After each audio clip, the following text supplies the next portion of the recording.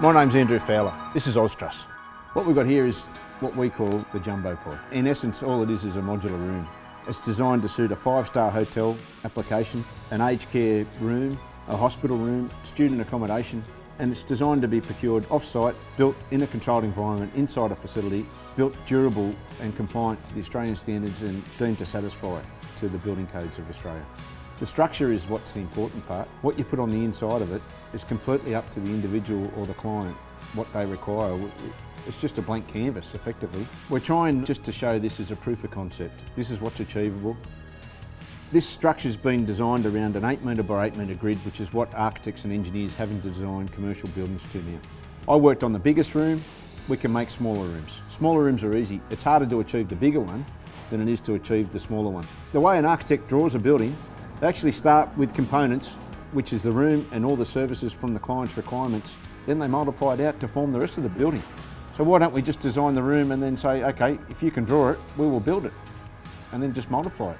This is meant to be a livable space. We've got to work with the psychology of people that they need more open space. If you make it too small, then people aren't going to enjoy living in it, and we're going to have other problems associated to it.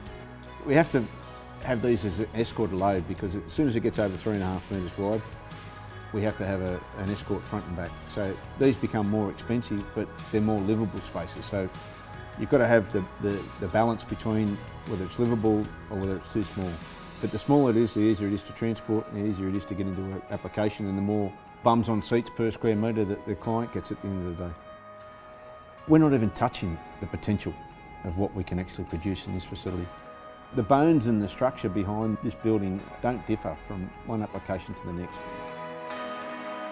What we found with this whole evolution of these products that we develop in this business is that people need to come and touch and feel.